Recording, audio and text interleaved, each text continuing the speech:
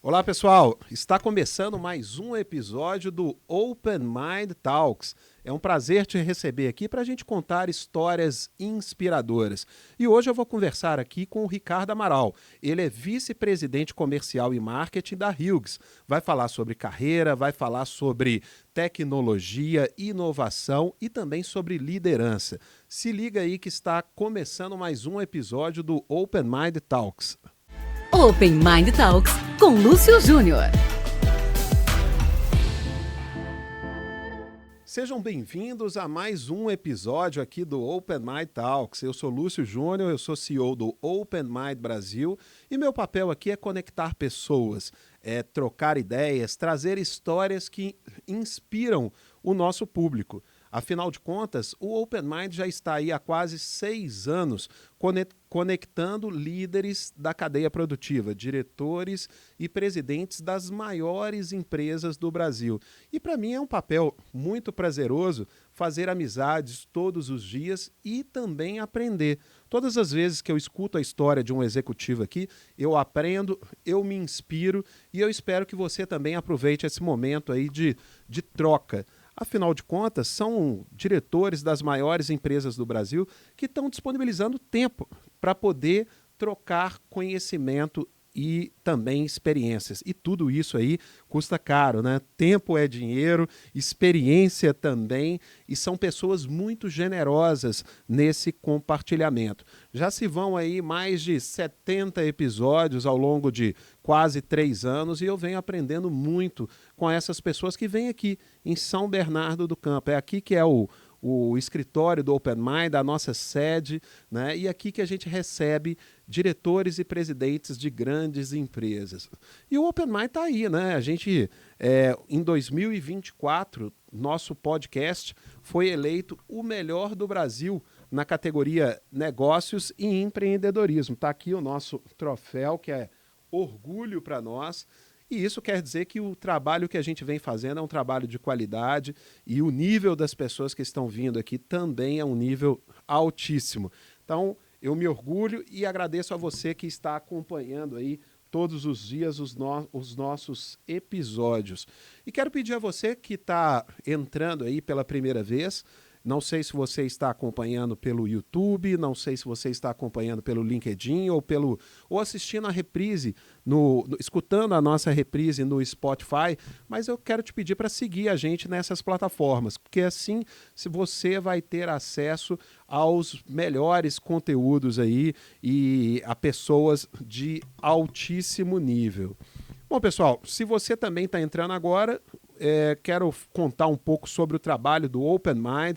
Nós somos uma plataforma de desenvolvimento individual de diretores e presidentes de grandes empresas. O Open Mind completou 5 anos de conexões em eventos online e eventos presenciais, onde o nosso papel é se ajudar. É uma rede, uma comunidade de líderes com o propósito de se ajudar. Nós temos uma estrutura profissional que faz a conexão desses executivos, onde cada um está aí em busca de algo, né? Tem empresas que estão buscando fazer negócios, empresas que estão buscando desenvolver a sua liderança a partir do networking e muitas pessoas também que estão pensando em sua empregabilidade, estão pensando no futuro pós-crachá e como podem doar esse conhecimento para ajudar outras organizações e ajudar a nossa sociedade. Então, acesse o nosso site openmindbrasil.com e lá você vai saber todo o nosso trabalho e de que forma o Open Mind vem ajudando a mais de 1.200 diretores e presidentes e se tornou a maior plataforma de networking de C-Levels do Brasil. Bom, pessoal, quero dar as boas-vindas aqui a Ricardo Amaral. Ricardo, muito obrigado pela sua presença. É um prazer te receber aqui para você contar um pouco da sua história e um pouco da sua visão. Obrigado por ter vindo aqui a São Bernardo. Ô Lúcio, eu que agradeço o convite, acompanho o Open Mind há alguns anos já, participo e é uma honra muito grande ter recebido esse convite de você, do Open Mind, e espero que a gente tenha um papo esclarecedor, com conteúdo e que possa levar algum esclarecimento para a nossa audiência, tá? Muito feliz pelo convite, obrigado. O Ricardo Amaral ele tem mais de 20 anos de experiência aí em carreira executiva, ele é vice-presidente comercial e marketing da Hughes e é uma pessoa muito antenada aí na questão da tecnologia, de tecnologias disruptivas. Mas eu queria que você contasse um pouco aqui para a nossa audiência quem é o Ricardo Amaral por detrás do crachá da Hughes. Ah, que bacana. Bom, vou tentar resumir o Ricardo Amaral de 54 anos de idade em poucas palavras aqui, né? Bom, eu sou uma pessoa extremamente inquieta, né? Para trabalhar com tecnologia, eu acho que você tem que ter muita curiosidade, tem que ser inquieto, tem que gostar do disruptivo, gostar da transformação, não estar confortável nunca com a zona de conforto. E são características da personalidade que eu acho que desenha um executivo que possa ter bastante sucesso na área da tecnologia hoje em dia, né? Eu diria que tecnologia ela não está delimitada a empresas de tecnologia hoje em dia. Tecnologia você tem empresas em segmentos de mercado, inclusive que são ditos conservadores, né? Falávamos há pouco de indústrias da mineração, onde, na verdade, o grande desafio da mineração, em que pese ser considerada uma indústria conservadora, é levar tecnologia, né? É você transformar, levar produtividade, eficiência operacional, e hoje em dia isso sem tecnologia é impossível fazer. Falando um pouco da minha história, né? Eu gosto de começar sempre a minha história falando que eu entrei na natação, né? Com 3, 4 anos de idade, foi uma das melhores coisas que meus pais fizeram, de várias coisas de bom que eles fizeram, né? A natação foi muito bacana. Nadei até os 21 anos de idade e quero dizer que eu trouxe muito aprendizado com o esporte, né? E com o esporte natação especificamente, que é um esporte que você compete com você mesmo, né? Você compete contra o cronômetro, você busca sempre ser o melhor a cada dia, o melhor a cada competição, baixar milissegundos, baixar segundos. Cada pequeno milissegundo que você tem de uma competição para outra é uma vitória, é uma celebração que só quem participa de competição de natação sabe a satisfação que é. Não necessariamente você chegar em primeiro, né? Obviamente que a vitória, o pódio é um negócio gratificante, mas quando você sai de uma competição, às vezes você ficou em terceiro, quarto, mas você melhorou 1 segundo do seu tempo, aquilo já é uma satisfação pessoal muito grande. E são características que eu trago para a vida, né, que eu aprendi, né, a trazer para a minha vida, né, a tentar ser a minha melhor versão a cada dia que eu possa estar na disponibilidade do mercado, não olhar para o lado, né, não ficar querendo me comparar com os outros, aprender que cada pessoa é um indivíduo, cada um tem seus desafios, aprender que vitórias têm significados diferentes para cada pessoa, aprender e a respeitar o indivíduo, né? É uma coisa que a natação ele me trouxe, e me trouxe muita disciplina também, muito foco, que é uma coisa que hoje em dia eu trago como característica que me ajuda bastante a impulsionar minha carreira profissional, né? Zona de conforto é uma coisa que o esporte te traz, ele te afasta de drogas, de más companhias, de álcool, então só tem benefícios, né, que eu acho que é uma coisa que todos deveriam incentivar e praticar, né. Com 15 anos de idade, o Ricardo ele foi estudar numa escola militar, na Escola Preparatória de Cadetes do Ar. Então, hoje em dia, eu olho para trás, né, e eu vejo o quanto isso foi disruptivo na minha vida, né? Você sair de casa com 14 anos de idade e sair do Rio de Janeiro, da zona sul do Rio de Janeiro, a poucos metros da praia, morando no teu quarto com seus pais.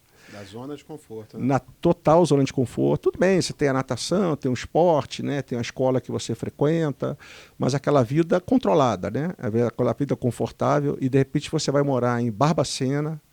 Ah, você foi lá para Minas? Fui para Minas, sou filho de Barbacena também, num clima completamente diferente da tua cidade, né? Uma cidade que tem altitude, fria, né? O Rio de Janeiro são poucos dias no ano, poucos meses no ano que faz um friozinho, né? Carioca, eu digo que com 22 graus já está saindo de casaco na rua, engasacado, com 15, com 18 já tem era glacial no Rio de Janeiro, né? De repente você vai morar no Rio de Janeiro, vai morar em Barbacena, onde você tem frio de verdade, né? Então, assim, com 14 para 15 anos de idade, eu vou para uma escola militar, saio de casa, saio da zona de conforto, vou morar num alojamento com 345 colegas de classe, né? dormindo numa cama de madeira, né, tendo um armário de ferro, tendo que estudar de 7 da manhã a 4 da tarde, né, numa rotina completamente diferente da tua. Ou seja, realmente hoje eu olho para trás, né, e em que pese naquela época para mim era uma coisa que eu deveria fazer, cumprir, mas foi extremamente disruptivo, né? Então, assim, essa coisa de você sair da zona de conforto começou muito cedo na minha vida, né? E aí eu volto para o Rio de Janeiro, saio da escola depois de um período. Quantos anos depois? 3 anos depois, eu tive problema de vista, né? Então, na verdade, eu queria ser aviador, né? Não necessariamente eu queria ser militar, né? Mas a minha... Bom, essa história é curiosa, porque eu vi aquele filme Top Gun, Ases Indomáveis, né? Com 14 anos de idade e fiquei fascinado. Eu devo ter visto aquele filme umas 10 vezes e falei, eu quero ter a vida do Tom Cruise, né? Eu quero morar numa cidade pequena, quero dirigir uma Kawasaki, eu quero ter uma namorada igual a Kelly McGillis, eu quero voar jatos, né? Então eu fiquei fascinado com 13, 14 anos com aquela vida ali. Cheguei em casa para meus pais e falei, como é que eu faço isso no Brasil, né? E aí que a gente descobriu a escola.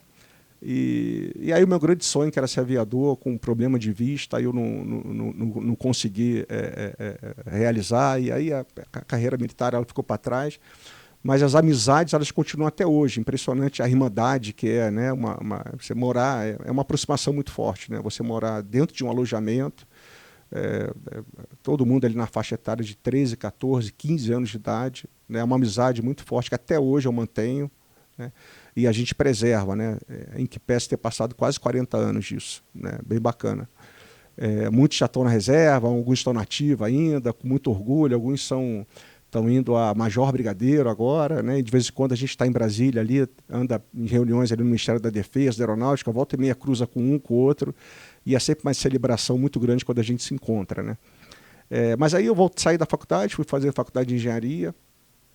Também foi uma coisa extremamente disruptiva para mim, porque é uma faculdade que você começa os 2 primeiros anos, parece que você está no ensino médio ainda, né? Enquanto colegas vão fazer faculdade de medicina, direito e tal, aquelas conversas que tem inovação, tem novidade. A engenharia, você passa 2 anos estudando matemática, física, química, né? Parece que você não muda muito. E aí comecei minha trajetória com estágio, tá, o Lúcio? Fui estagiar como programador e aí meu primeiro estágio foi na Brahma, né, no Rio de Janeiro. E aí foi outra coisa que foi uma transformação muito grande para mim, porque eu entrei na área tecnológica da Brahma, achando que a minha carreira ia ser 100% tecnologia, e na Brahma eu descubro o marketing.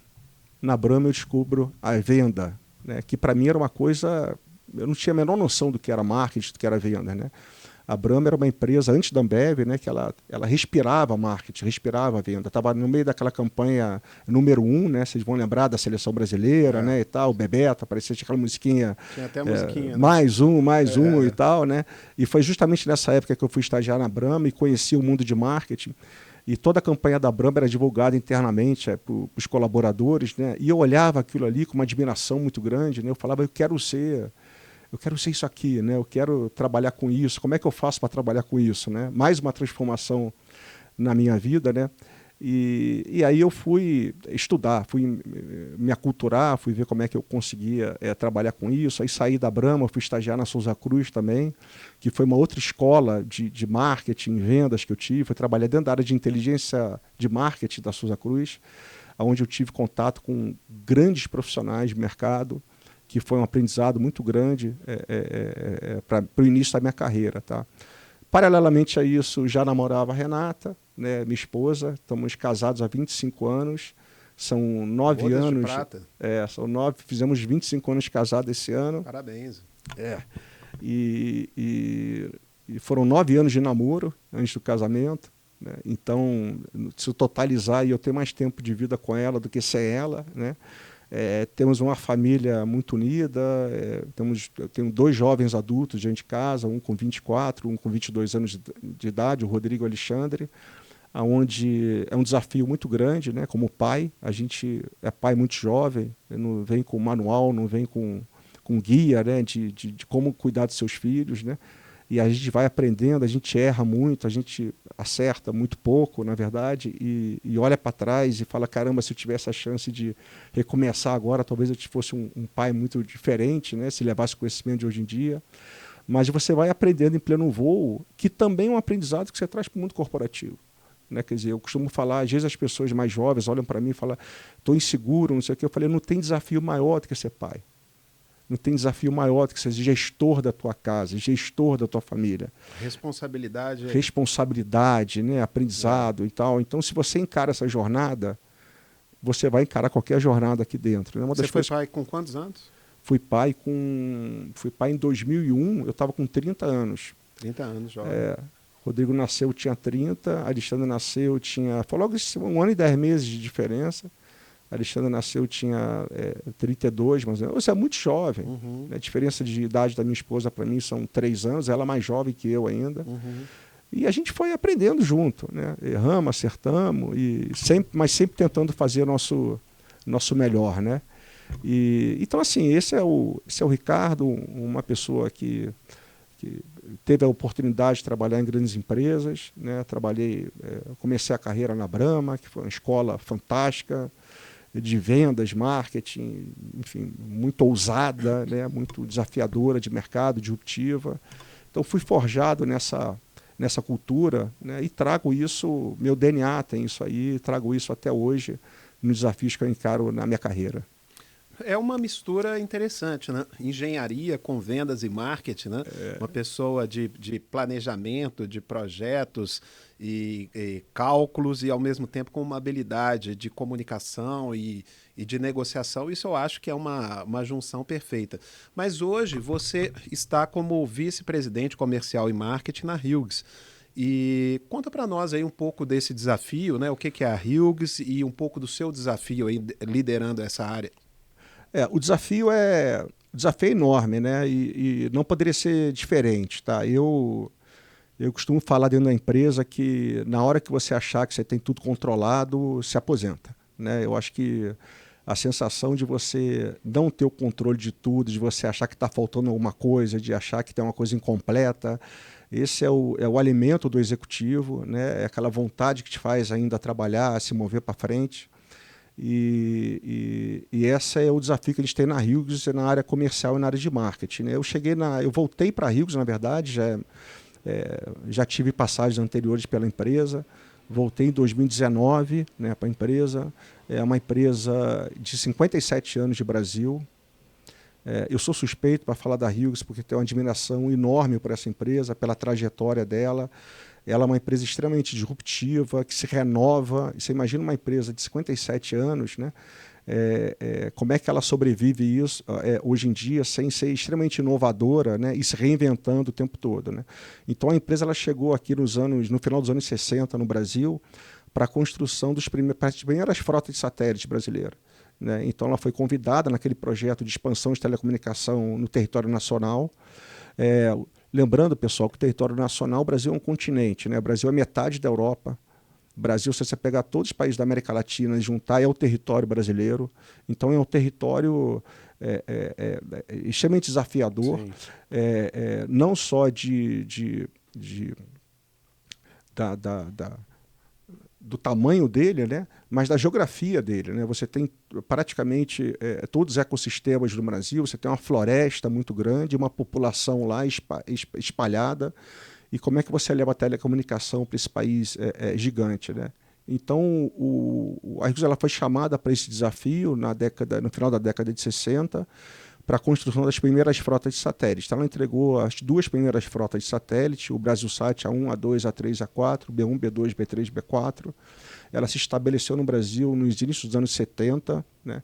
E de lá para cá ela vem mantendo, né, as frotas, na época mantendo as frotas de satélite, depois ela virou uma empresa de entrega de equipamentos, é uma empresa que até hoje tem a maior quantidade de royalties e de inovação tecnológica no mercado de telecomunicações via satélite, né? Toda a fabricação da empresa é uma fabricação nos Estados Unidos, dada a sensibilidade tecnológica e estratégica que tem o que é desenvolvido lá dentro, né? O maior cliente da Hughes do Brasil é o Ministério da Defesa americano, né, que investe bastante dentro da organização, justamente para poder desenvolver tecnologia de ponta. Então, a empresa ficou no Brasil da década de 70 até mais ou menos 2002, fazendo a entrega de equipamentos e montando plataformas e montando hubs de telecomunicação. Então, você tinha uma época, por exemplo, que as empresas elas investiam na sua tecnologia própria, né? Então, você chega no Banco do Brasil, por exemplo, em Brasília, você tinha andares ali todos de tecnologia, Caixa Econômica, Itaú, parte de defesa no Brasil, você tinha todo mundo investindo na tecnologia. Quando chega ali em 2002 para 2003, eu me lembro bem que eu estava na Brahma nessa época como estagiário, surgiu um autor americano, Mark Hammer, que ele escreve um livro chamado Reengenharia dos Processos, né? E esse livro ele virou uma bússola de toda corporação de grande porte, né, na transformação dos seus processos, e aí surgiu muito forte os outsourcing no Brasil. Então o pessoal começou a fazer outsourcing de algumas atividades e processos que não eram core da empresa, né? Então eu me lembro que foi icônico na época o outsourcing da rede do Banco do Brasil de tecnologia, né? Enfim, um negócio que movimentou o mercado de uma maneira. À época, várias empresas foram postulantes ali para poder adotar, né, e gerenciar a rede do Banco do Brasil. E aí você tem uma quebra do fornecedor tradicional de equipamento, né? Onde a Hughes ela se viu ali obrigada, quase que levada, a também repensar o seu negócio, né? Então, em 2003, ela vira uma operadora de telecomunicação aqui no Brasil, ela continua com a entrega de equipamentos, ela continua com a entrega de hardware, software, tecnologia, coisa que ela mantém até hoje, mas muito, muito pouco, né? Praticamente não tem representatividade nenhuma no nosso negócio atualmente. Mas na época ela continuou, né? Tinha um legado muito grande de entrega, mas ela virou uma operadora de telecomunicação. E aí você inaugura uma nova fase na empresa. Você imagina uma empresa que tradicionalmente era uma fabricante de hardware, né? Suporte, manutenção, entrega de hardware, para virar uma operadora no mercado totalmente regulado, onde você tem que ter uma quantidade de pessoas, obrigações regulatórias muito diferente do que você tem como um fabricante de equipamento, né? Então a empresa se transformou, venceu essa transformação, e desde então a gente tem esse desafio aqui dentro da Hughes. Sempre com a entrega de tecnologia via satélite, conectada via satélite, que a gente chama de VSAT, que são aquelas antenas. Eu gosto de fazer um paralelo com as antenas de TV para assinatura, né? Então você tem aquele equipamento semelhante à TV com assinatura, que é um modem, que é uma parabólicazinha, né? Que você faz uma entrega de conectividade em duas vias, two-way, que a gente chama, né? Diferente da TV por assinatura, que é um broadcast, né? A vocação do satélite é ponto-multiponto. Você sobe e você chove o sinal de uma forma espaçada, como é a TV por assinatura.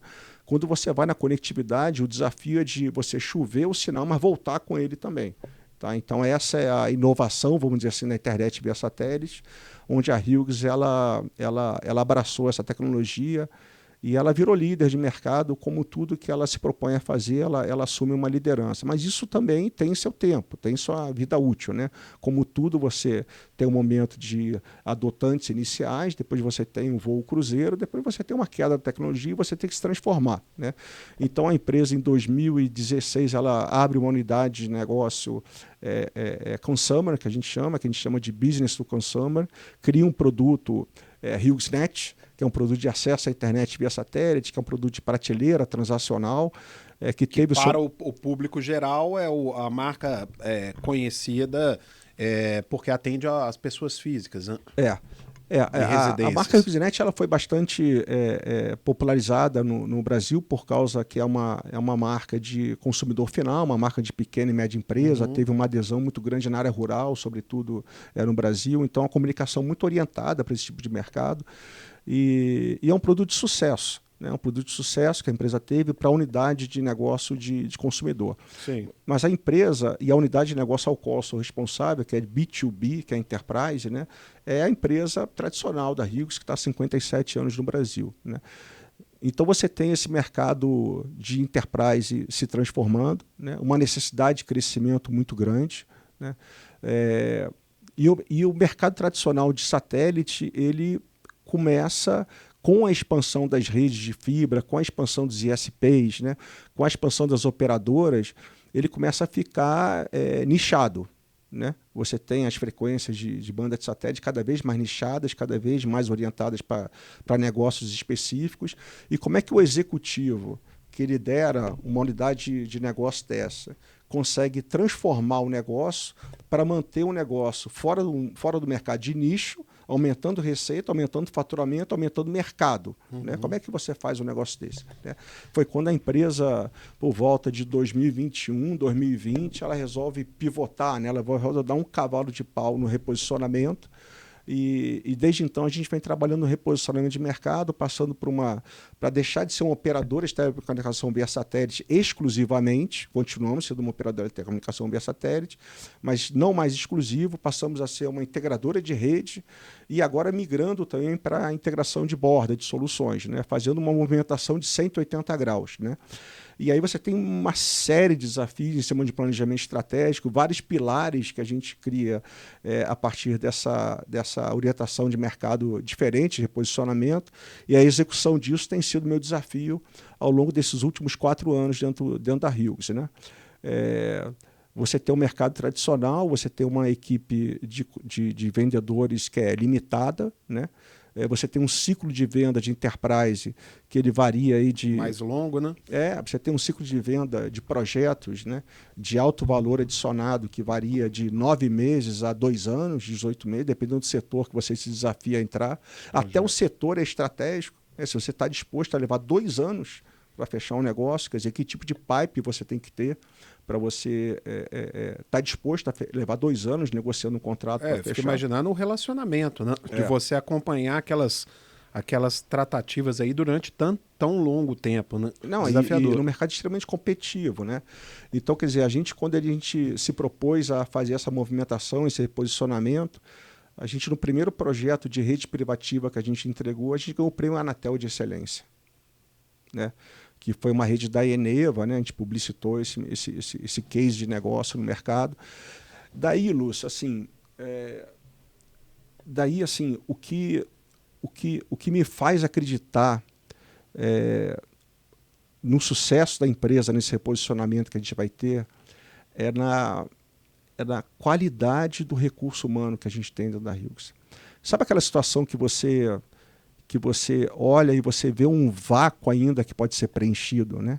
A gente tem uma força de trabalho dentro da empresa extremamente qualificada, extremamente capacitada, né? Onde a gente fazia uma operação de rede via satélite, onde o ponto forte, o reconhecimento da Hughes no mercado é a reputação, é a qualidade de entrega. Né? Ninguém erra por ter contratado a Hughes para cuidar da sua rede, para cuidar da sua conectividade. Como é que a gente transporta essa autoridade reputacional que a gente construiu ao longo de décadas do Brasil para essa nova realidade de reposicionamento que a gente tem, sendo integrador de rede, sendo integrador de solução, né? Como é que você prepara as pessoas dentro da empresa para esse novo desafio? Como é que você acultura as pessoas? Como é que você cria pertencimento na empresa? Como é que você mobiliza toda a empresa? Que não é só vendas, não é só marketing, é engenharia, é operação, é o financeiro que vai ter que faturar diferente, é a contabilidade que olha uma tributação diferente. Até porque depois que você vende, tem que entregar, né? E aí é onde que gera toda essa cadeia aí envolvida no projeto. A entrega é um desafio muito grande. Né? A entrega com excelência é um desafio muito grande. A entrega é o momento que você tangibiliza tudo aquilo que você prometeu. Sim. Né? Então, mas a jornada ela começa no blueprint ali. A gente está falando de projetos extremamente complexos que a Hughes ela se propõe a fazer. Para grandes organizações no Brasil, para as maiores organizações do Brasil, a gente atende grandes empresas aqui no Brasil, de responsabilidade, missão crítica, de mercados regulados, né, de impacto na sociedade muito forte. E é muito importante para o executivo, para o colaborador da empresa, saber da sua responsabilidade nesses projetos que a gente entrega. Né? Então, a gente costuma ter muita preocupação em fazer projetos com grande excelência, com a qualidade de entrega e certeza de que a gente está fazendo o nosso melhor projeto para o mercado. Temos uma entrega premium, então, assim, quando você concorre numa arena, né? A gente trabalhava na arena de operadores de telecomunicação via satélite. Era uma zona de conforto que a gente tinha. A gente conhecia o mercado, a gente conhecia as empresas que a gente concorria, a gente sabia uma orientação de valor, um valor de preço. De repente você se reposiciona, você entra no mercado de integração de rede, que você acha, caramba, eu estou dando um salto de qualidade, agora eu vou construir meu oceano azul. E aí você descobre que aquele oceano azul está preenchido já. Já tem players ali, já tem players grandes. Você encontra outras empresas ali de grande porte que você passa a concorrer, a se aliar em determinados projetos, a concorrer, ora você é fornecedor, olha você fornece, então você cria uma arena, um ecossistema diferente, né? E você também realiza que você precisa criar um ecossistema, que você não tem as competências tecnológicas para entregar toda aquela solução complexa. Então você precisa criar um ecossistema de empresas para suportar aquela entrega. E uma característica que a Hughes tem, ela é prime dos contratos que ela entrega, ela é a responsável pelos contratos que ela entrega. A responsabilidade de contratar uma empresa para compor uma solução de entrega final da empresa é da Hughes. A gente não abre mão disso, né?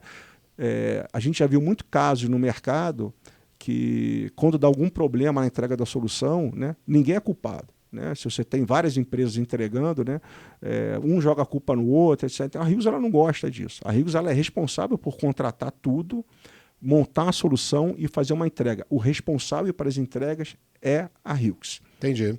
Ô Ricardo, você está falando aqui sobre a performance do time, né? E você, como líder, é responsável por desenvolver essas pessoas. Como que eu vejo que você é uma pessoa. A gente está falando de conectividade aqui no que tange ao digital, mas no que tange às relações humanas, eu vejo que você é uma pessoa extremamente conectada. Como que você vê o papel do networking para o desenvolvimento da sua liderança? Olha, veja você, não existe atividade de C-level hoje no Brasil sem você ter o networking, né? Quer dizer, cada um tem seu papel na empresa, né? E o bacana de você ter começado lá como representante comercial, como eu comecei lá há alguns anos atrás, e hoje está numa vice-presidência comercial, é que eu cumpri toda a jornada, né? Eu fui representante comercial, eu fui executivo de venda, eu fui gerente de conta, fui gerente de venda, fui diretor de conta, fui diretor de equipe, até chegar à vice-presidência. Então eu não sou um outsider, né? Você cumpre todo o seu papel.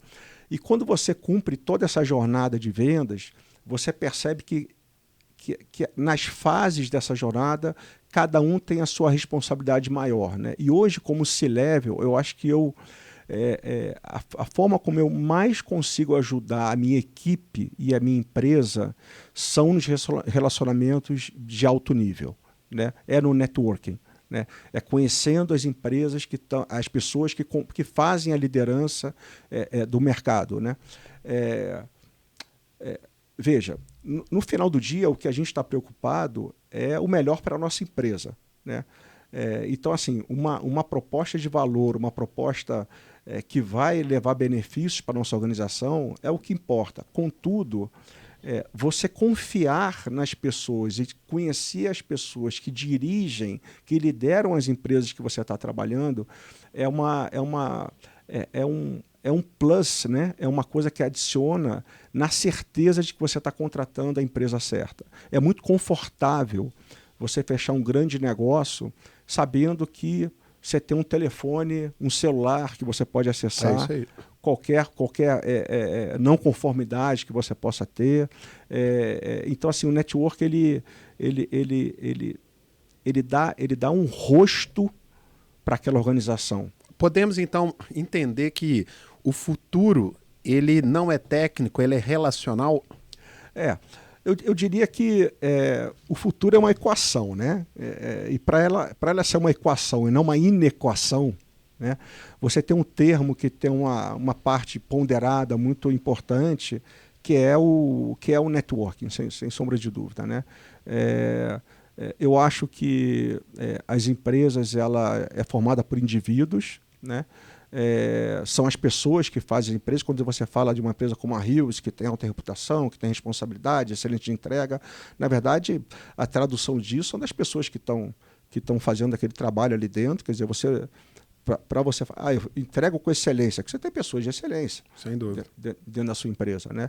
E eu acho que, sim, sem dúvida alguma, o recurso humano ele é importante, o colaborador ele é importante, mas as relações humanas é importante, não só para fora da empresa, mas dentro da empresa também, né? A gente que trabalha numa área comercial, a gente é uma atividade core ali, uma unidade, um centro de receita da empresa.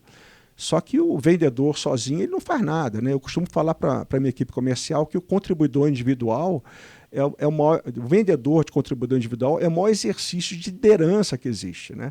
Quando você é vice-presidente, diretor, é muito fácil você dar uma orientação ali, as pessoas correrem para fazer, né? E etc. Agora, quando você é um contribuidor individual, que ninguém reporta direto para você, mas você tem aquele projeto de alta complexidade e que você precisa engajar a engenharia, a operação, financeiro, recurso humano, a contabilidade, você precisa engajar o jurídico, engajar todo mundo para aquele teu projeto ali, fazer todo mundo pertencer àquele projeto para fazer a melhor entrega possível. Esse é um exercício raiz, né, da liderança, né? Então, isso é relacionamento humano também. Então, você começa aquele network ali dentro da tua empresa. E como indivíduo como uma pessoa única que você leva isso para fora da empresa e quem entende essa regra do jogo, né, eu quero crer que prospera mais e tem mais sucesso na vida corporativa. E como que você estimula isso no seu time? Olha, eu estimulo isso no meu time tirando eles da empresa, né? Quer dizer, na verdade, assim, eu costumo falar que nada como você está dentro do cliente, nada como você está em congresso, nada como você está em painéis, nada como você está viajando, para você conhecer o novo, né? Eu acho que a gente busca muita inovação e as pessoas adoram falar de inovação, né? Eu também, né? Porque eu acho que o futuro é inovação. Na verdade, a inovação é um estado de espírito, né? Você tem que estar sempre pensando de forma diferente, mas eu também acho que a inovação é uma combustão de cultura, né? Vamos dizer assim, né? A pessoa ela tem que ter bons relacionamentos, ela tem que gostar de gastronomia, ela tem que gostar de arte, ela tem que gostar de esporte, ela tem que gostar de leitura, ela tem que gostar de música. Quando você é uma pessoa culta, né, você tem aquela combustão, né, aquela centelha da inovação de conseguir ver o diferente, né? Porque, na verdade, inconscientemente você se preparou para você ver o diferente. Então, como é que eu exercito isso dentro da empresa? Primeiro é pelo exemplo. Né? O exemplo ele reverbera. O exemplo. Quer dizer, na verdade, eu procuro ser o exemplo para dentro da organização, como porta-voz que eu sou, como representante do primeiro escalão que eu sou da empresa, e eu procuro ser um bom exemplo do que eu acho que são valores importantes para a pessoa de sucesso, né? E eu estimulo determinadas atitudes, né? Então as pessoas me veem me relacionando, as pessoas me veem dando importância ao network, as pessoas me veem construindo pontes dentro da empresa com outras áreas para a coisa fluir de uma maneira mais dinâmica, de uma maneira mais rápida, né? De uma entrega mais com mais celeridade, né? Então, assim, buscando ser um exemplo, né? Eu gosto que as pessoas mais jovens, né, consigam se espelhar no que eu faço e acreditar que essa jornada é a jornada que possa levá-las ao sucesso. O exemplo, ele contagia, né, Ricardo? Bom, eu queria aproveitar essa audiência maravilhosa que o Ricardo Amaral está trazendo aqui para o nosso programa, para poder também falar com vocês, conectar vocês aqui com o Open Mind, né? Eu quero contar para vocês um pouquinho do trabalho que a gente faz aí com algumas empresas na linha do PDI, do Plano de Desenvolvimento Individual, na linha do marketing, na linha também comercial, alguns parceiros que vêm acreditando no poder das conexões aqui do Open Mind Brasil. Então, eu vou rodar um videozinho aqui para você conhecer um pouco mais sobre o Open Mind e como talvez a gente possa ajudar vocês aí nos desafios de 2026. O Open Mind Brasil, uma rede sólida com mais de 1.200 diretores e presidentes das maiores empresas do Brasil, apresenta agora seus serviços corporativos para compor os orçamentos de vendas, recursos humanos e marketing em 2026. Para a área de vendas, o Open Mind é muito mais do que networking. Atuamos como uma verdadeira agência de negócios, agendando reuniões estratégicas com quem sua empresa deseja, quando deseja, dentro de uma rede altamente qualificada.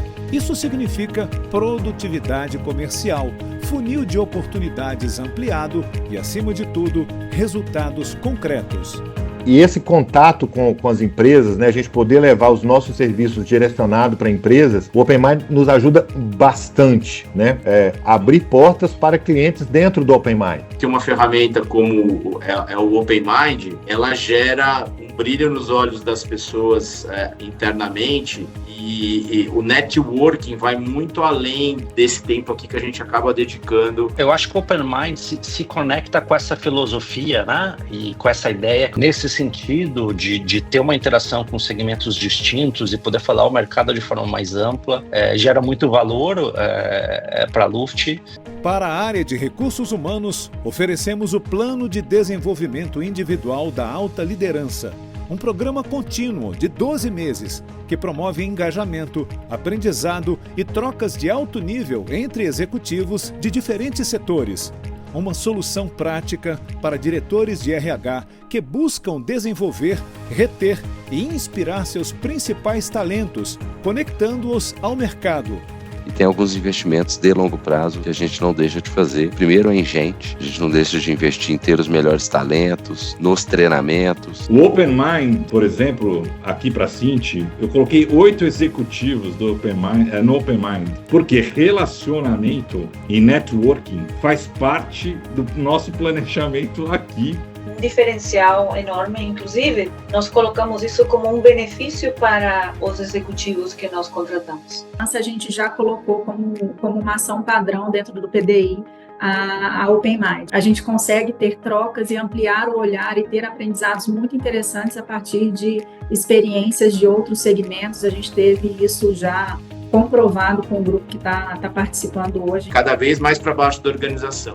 A gente passando a incentivar os nossos times e os times dos nossos times a fazer esse tipo de conexão que é super relevante. O Lúcio me perguntou por orçamento do Open Mind, está lá para o ano que vem. A gente não tira nunca orçamento de desenvolvimento de pessoas, então isso é negociável.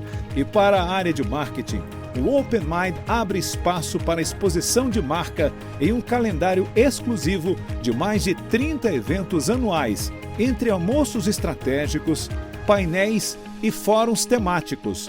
São oportunidades únicas para posicionar sua empresa diante dos maiores decisores do Brasil, associando sua marca a conteúdos de alto nível e fortalecendo sua autoridade no mercado. Open Mind Brasil, soluções corporativas que transformam orçamentos em resultados reais. Uma rede que conecta, inspira e gera valor para vendas, pessoas e marketing.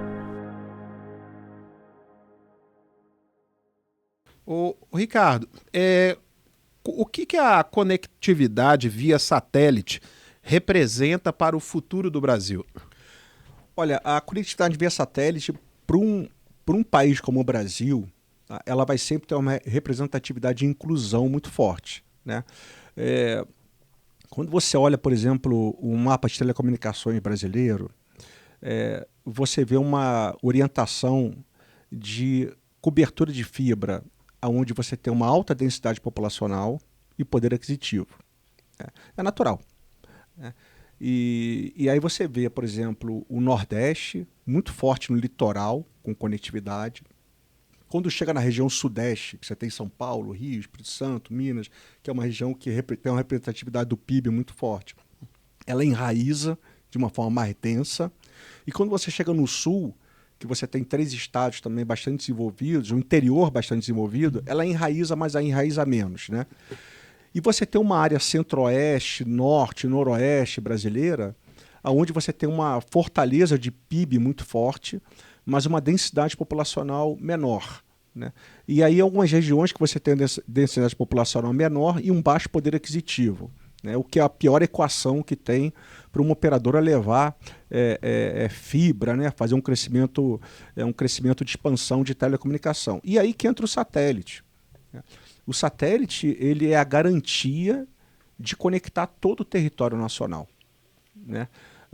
A Hughes ela tem alguns cases, né, de levar o que a gente chama de comunidade Wi-Fi, né, que é uma VSAT, que é uma antena de satélite, que leva uma internet de alta qualidade, onde a gente coloca num Wi-Fi, numa torrezinha, de 3 metros, 4 metros de altitude, um Wi-Fi que ilumina ali uma área de 200 metros de raio, mais ou menos, aquela região ali, uma região que era completamente excluída digitalmente, excluída de conectividade.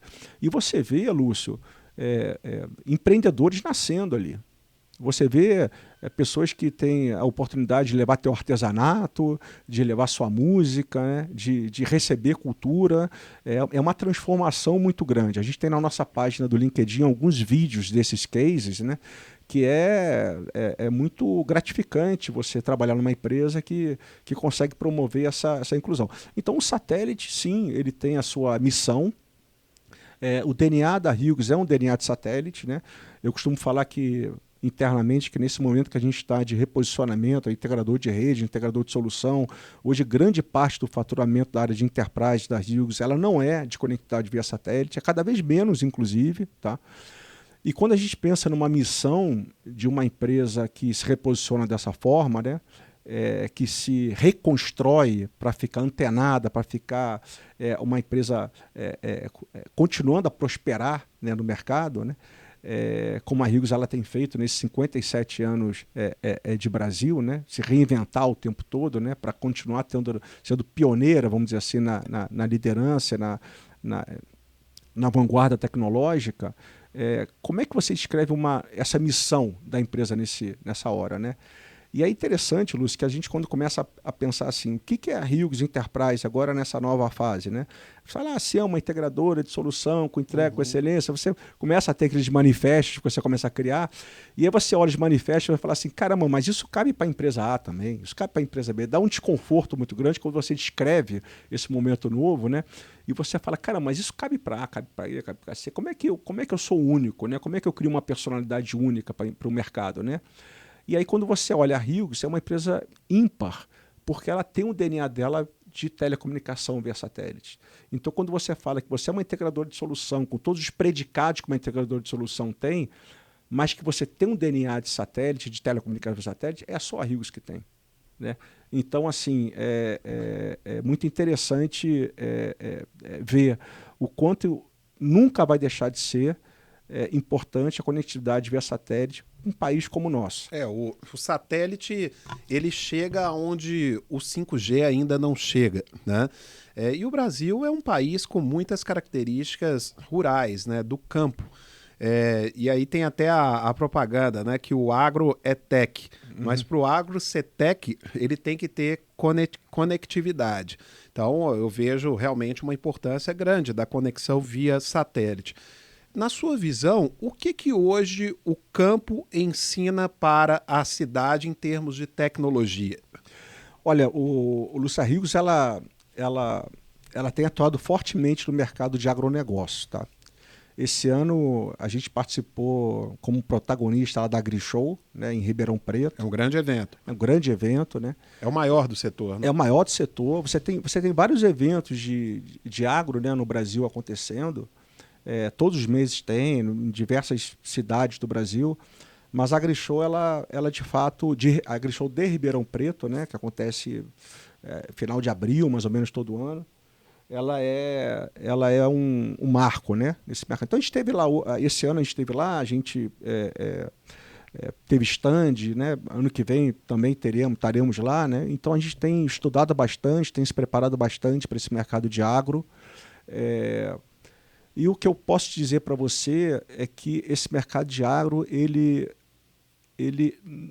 tecnologia não é mais core competence, não é uma competência que ele tem que ter. Ela virou core business, né? Porque o Brasil, ele ele é uma grande fazenda, né, no Centro-Oeste. Ele alimenta o mundo, na verdade, né? E o maquinário de precisão, a inteligência na borda, os equipamentos que são utilizados hoje no campo são equipamentos de altíssimo valor de aquisição, né? Onde você tem uma necessidade de uma manutenção preditiva muito importante para a longevidade do equipamento, para você ter uma atuação de conserto das avarias com antecedência, porque você parar um equipamento daquele no campo significa um prejuízo muito grande para a tua produtividade, para a tua eficiência operacional. Tá? Então você tem que conectar todos os equipamentos que estão no campo hoje, e de qualquer natureza, né? Pivô de irrigação, silos, tratores, né? Tudo hoje é embarcado uma tecnologia muito forte, e é uma tecnologia que, se você tem conectividade e você tem a internet das coisas, né? O IoT, gerando informação, conversando com um centro de controle, com um centro operacional, você consegue extrair o melhor daquela tecnologia que você está comprando, está investido no campo. E aí que entra a Hughes, né? Na leitura e no entendimento desse mercado. A gente desenvolveu todo um portfólio de soluções que a gente chama de redes privativas, né? 4G, que é a LTE, né? Que faz essa conexão no campo em cima de um projeto, né? E aí eu gosto de dizer que rede privativa, eu costumo falar que a rede privativa parece uma escola de samba, né? Que ela tem várias alas, né? São várias disciplinas tecnológicas que você tem que agregar ali para fazer uma entrega, né? Você tem a torre, você tem rádio, você tem bateria, você tem painel solar, você tem construção civil, você tem uma série de ecossistemas que você trabalha ali para fazer aquele projeto, para poder fazer uma entrega, né? E as entregas, elas são personalizáveis, né? Você depende de relevo, depende da cultura, depende da frequência que você vai trabalhar, e o campo, ele tem ensinado isso para a gente, ele tem demandado isso da gente, né? Na verdade, a gente está respondendo uma pergunta do campo. Sim. Respondendo uma pergunta do campo. E a gente está bem preparado para isso. A gente participa hoje, Lúcio, de algumas hubs de inovação de agro no Brasil. A gente está muito próximo das startups que desenvolvem tecnologia no Brasil. Isso é uma outra coisa que que a Hughes ela vem intensificando, tá? Hoje a gente tem uma filosofia, uma cultura muito grande da empresa dentro dessa linha de inovação que eu comentei há pouco, mas como é que você tangibiliza a inovação na tua empresa, se não você se aproximando dos centros de inovação e das startups brasileiras, né?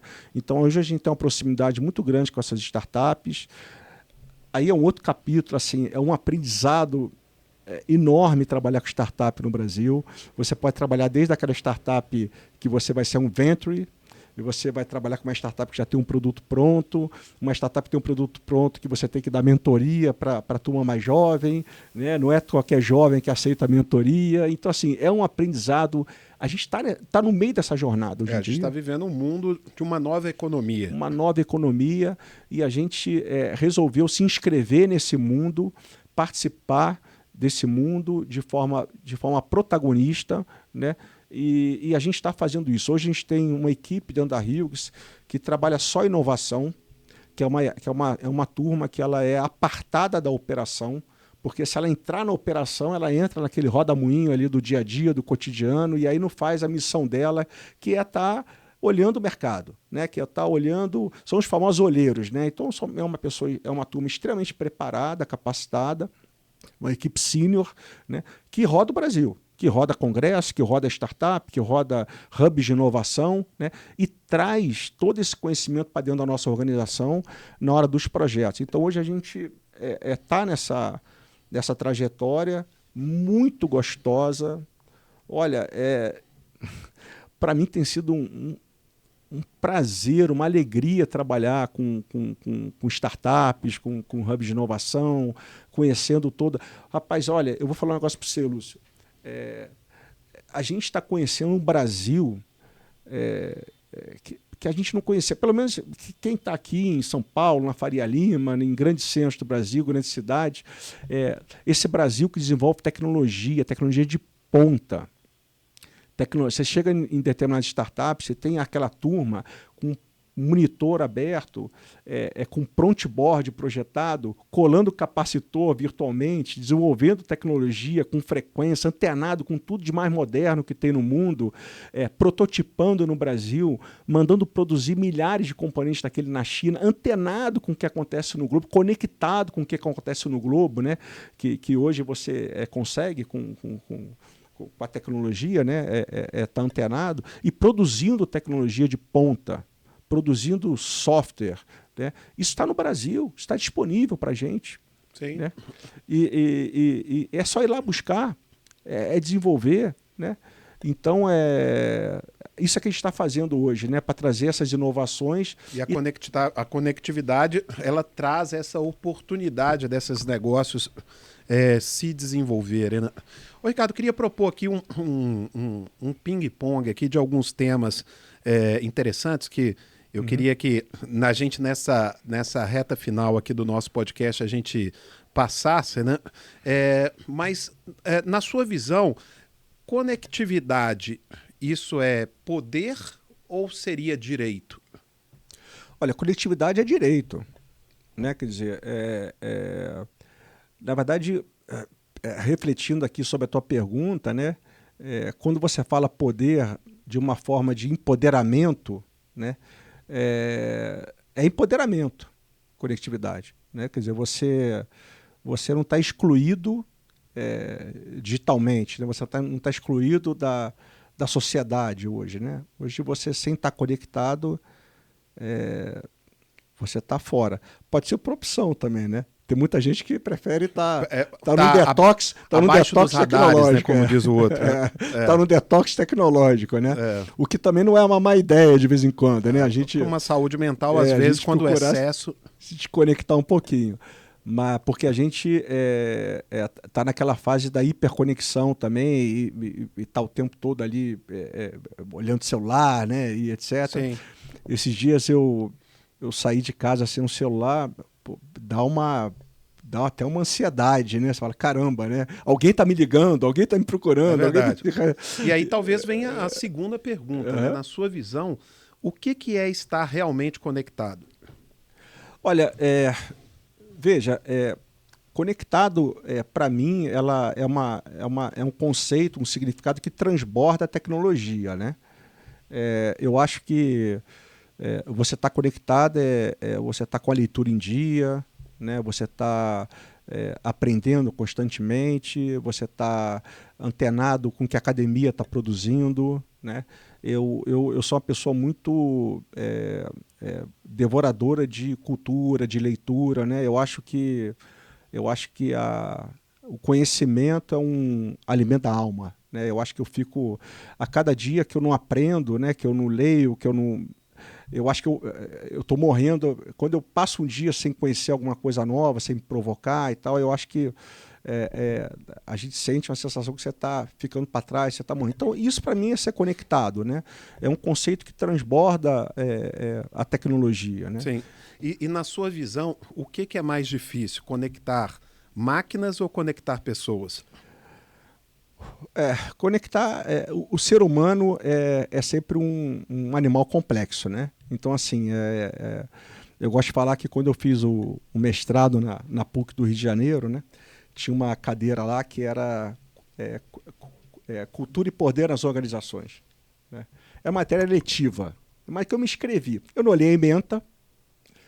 Eu falei, caramba, cultura e poder nas organizações deve ser um negócio legal. Eu era jovem, né? Eu falei, pô, né? Mas, no fundo, era uma cadeira muito orientada à psicologia, né? Onde você aprendia ali o indivíduo, né? A psicologia do ser humano, né? Da onde que vem aquela pessoa, da onde as origens dela, que tipo de formação ela teve, que tipo de influência ela teve na jornada dela, porque isso te ensina e te prepara para você se conectar. Sim. Quer dizer, a gente está conversando aqui, certamente eu tenho uma jornada, né? Você tem uma jornada e quanto mais eu saber te ler, você saber me ler, etc., a gente cria uma conexão, cria vínculos emocionais, cria uma conexão melhor, né? E eu acho que esse desafio do ser humano, ele é constante, não só nas empresas, né? Mas na nossa vida, né? Então, eu acho que, respondendo a tua pergunta, a tecnologia é uma ciência matemática, né? Então, é uma linguagem universal, né? Longe de mim falar que é simples, mas o ser humano, sem dúvida alguma, é um animal muito mais complexo, né? E muito mais desafiador de você criar um vínculo, de você se conectar. E, na sua visão, inovação é sobre o quê? Olha, inovação, para mim, é você respeitar e se engajar em transformações, né? Quando você fala de inovação, a gente sempre fala de inovação, sempre pensa em tecnologia, né? Quando, na verdade, você pegar um caminho diferente para a academia e ver coisas novas no meio do percurso, você está inovando o teu dia a dia. Quando você encontrar uma maneira diferente de fazer determinados processos que você acha que pode ser mais produtivo, possa ajudar outro colega no trabalho, isso é uma inovação. Na verdade, a inovação ela vai muito mais, ela vai além da tecnologia, ela faz parte do nosso viver ali, de você buscar o novo, né? E quando você tem essa característica de buscar o novo, você acaba impactando isso em tecnologia também. Eu tenho um exercício que eu gosto de fazer,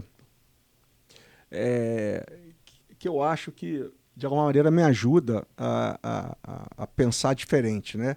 Que é qualquer coisa que eu faço, eu procuro sempre fazer três coisas, pensar três formas de fazer diferente aquelas coisas ali. Qualquer coisa que eu como, eu procuro descobrir 3 ingredientes diferentes naquela comida ali, né? Então, assim, é um exercício que eu me desafio o tempo todo e faço com frequência, né? E, de alguma maneira, eu acho que eu preparo a minha musculatura mental para olhar a forma diferente, né? Eu falo para a minha equipe muito que quando você tem a primeira resposta no desafio, normalmente a tua concorrência teve a primeira resposta também. A primeira resposta normalmente é óbvia, né? Que todo mundo tem. O desafio é você buscar a segunda resposta certa, a terceira resposta certa. E aí, na verdade, para você buscar a segunda resposta certa, a terceira resposta certa, você tem que ter essa mentalidade de pensar diferente, inovação, que não é só tecnologia, mas é pegar um caminho diferente, vai para o trabalho todo dia e ver coisas novas, né? No mundo aí que a gente está vivendo, a era da inteligência artificial, a tecnologia, ela, na sua visão, ela substitui ou ela amplia o ser humano? Não, ela amplia. Eu não tenho dúvida sobre isso. E eu sou um fã da inovação tecnológica, da inteligência artificial. Eu acho que você tem que usar ela como teu copiloto, de fato. Você tem que expandir os teus limites de produtividade, usar ela para expandir seus limites de produtividade. Eu acho que a inteligência artificial, quer dizer, ela está muito próxima hoje em dia, né? Tem muito recurso. Ficou mais claro para as pessoas o que é inteligência artificial. Cada dia que passa fica mais claro, né? Você tem um ChatGPT, você tem outras ferramentas que popularizaram, né? E eu gosto de ter indicadores de performance para tudo que eu faço, né? Eu gosto de botar tudo, eu gosto de medir, né? Eu tenho esse vício de medir as coisas e que eu acho que faz parte também da minha atividade profissional ter esse vício de medir, né? E até da sua origem como engenheiro. Né? Como engenheiro enfim, eu costumo falar que para a equipe que você tem que ter formas de avaliar, né? Até as coisas subjetivas a gente tem que criar uma forma de avaliar. Eu costumo falar que é o exame de sangue, né? Quando você faz aquele exame de sangue, você tem lá os parâmetros ali, o teu check-up, você tem um limite ali mínimo e máximo aceitável e tal. Todo mundo, quando você fala de medir, a importância de medir, você lembra do check-up, lembra do exame de sangue, que tangibiliza bem. Então eu tenho uma medida de uso de inteligência artificial que eu uso, né? Que é o indicador da preguiça, né? Então, assim, a inteligência artificial tem deixado algumas pessoas muito preguiçosas, né? Porque ela acaba fazendo aquele trabalho que ela cotidianamente faria. Contudo, entretanto, porém, o uso adequado da inteligência artificial de te levar além do limite, como é que você tangibiliza? Fala assim, não, de fato, ela fazia, ela faz para mim onde eu fazia até hoje, né? Agora, a partir daqui, o que eu posso fazer em adição, né? do que ela me trouxe até aqui? Então, esse em adição, quando você percebe que você está fazendo em adição, é que você está usando de forma correta a inteligência artificial, no meu modo de ver, né? É o plus, né? Ela tem que te ajudar a ir além, né? Você tem que sempre estar desafiando a você ir além. Porque se você fizer a mesma coisa que a inteligência artificial passa a fazer por você, aí você não está usando ela de forma adequada, né? Sim. Então, assim, eu tô extremamente motivado com a inteligência artificial, eu estou um viciado em leitura, em palestra. Eu fui há 2, 3 semanas atrás no evento do Gartner, aqui no WTC, em São Paulo, onde a temática maior foi inteligência artificial. Eu vi vários cases. Aí o bacana de ouvir case é que você vê o antes e o depois, né? E você vê... Mas a jornada no case, numa apresentação de 40 minutos, você não consegue entender a jornada, né? Esses dias eu assisti uma palestra de um consultor dessas Big Four, né, de consultoria lá na empresa, onde ele mostrou a jornada, né? Ele aterrissou a jornada em frameworks, né?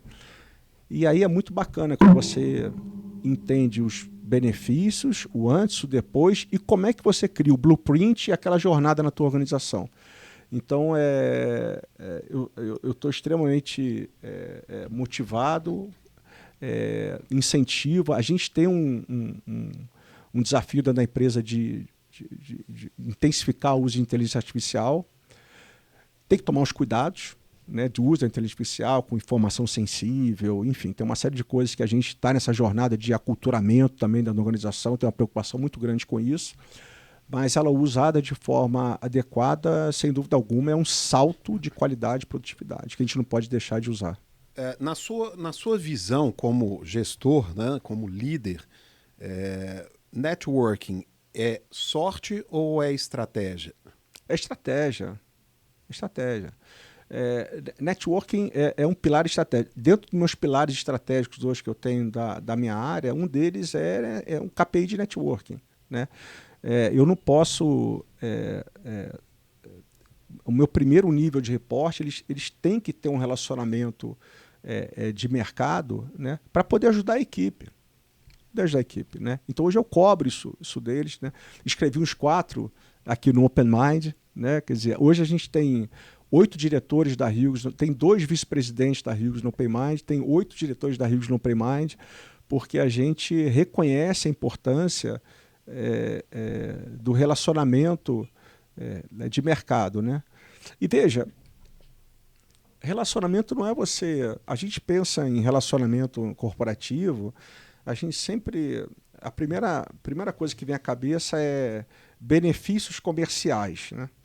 Mas vai muito além disso, né? Vai muito além disso. Quando eu acabei de falar há pouco, né, de que cultura é gastronomia, é arte, é esporte, né? Quando eu acabei de dar esse exemplo, o que eu acho que é a cultura, que é a inovação, a combustão dessa cultura, quando você tem oportunidade de se relacionar com pessoas diferentes, mercado diferente, origem diferente, mercado diferente, gostos diferentes, você cresce como profissional também. É uma troca, né? E ao crescer como profissional, esse benefício você leva para dentro de casa, com a tua família, com os teus colegas, você é um ser humano melhor, né?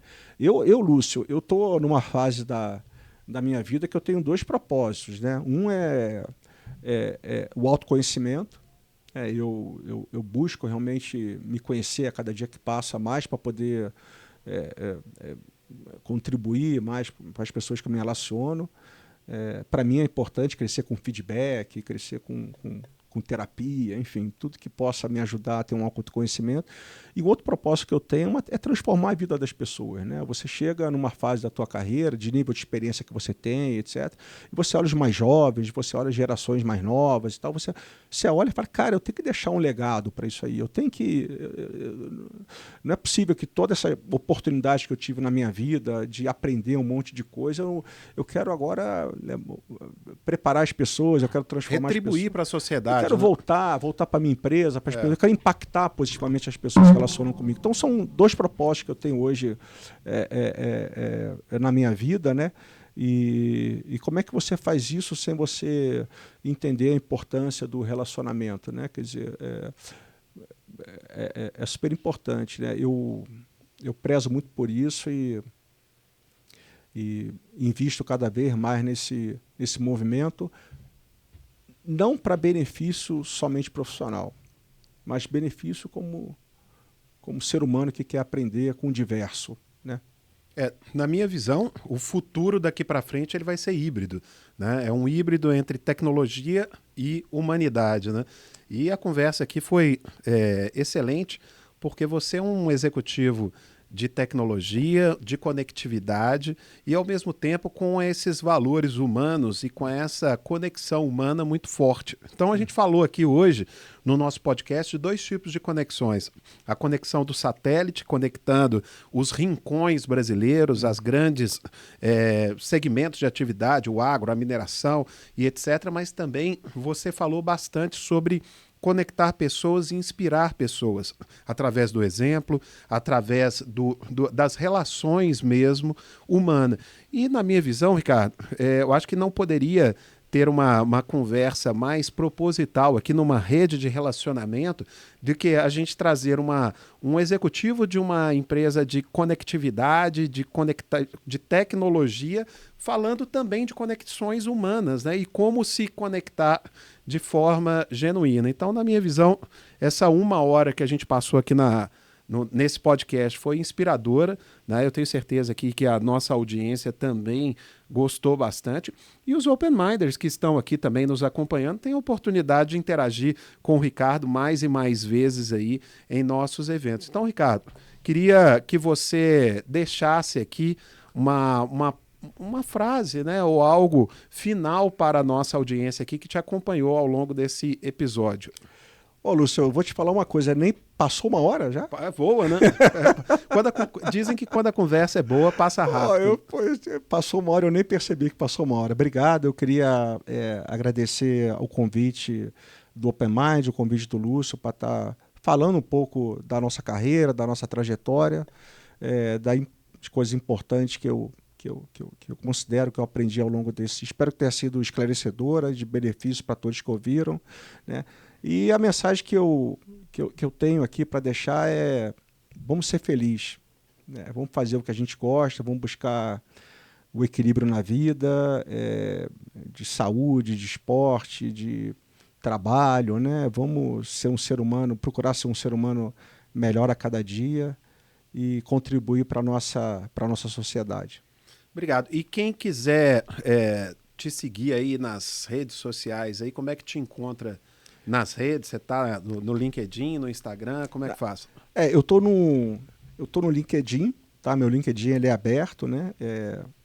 Tá como Ricardo Amaral na Hughes, né? Qualquer um pode me conectar, que vai ser um prazer compartilhar um pouco das publicações que eu faço lá.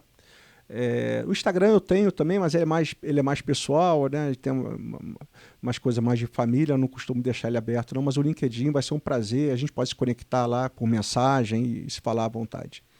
Tá certo. Pessoal, quero agradecer a todos vocês que acompanharam esse episódio aqui. Mais uma vez, pode seguir a gente toda semana, conteúdos novos aqui, novas pessoas interessantes, como o Ricardo Amaral, que faz parte aqui da rede Open Mind. E esse é o propósito do Open Mind, conectar pessoas, né, com o propósito de se ajudar, compartilhando conhecimento, compartilhando oportunidades. E hoje o Ricardo veio aqui e conectou, né, não apenas via satélite, mas também conectou ideias, conectou aqui experiências. Ricardo, mais uma vez, muito obrigado, né? E quero contar com você aí mais vezes aqui na nossa rede, compartilhando conhecimento. Eu que agradeço. Obrigado, Lúcio. Obrigado.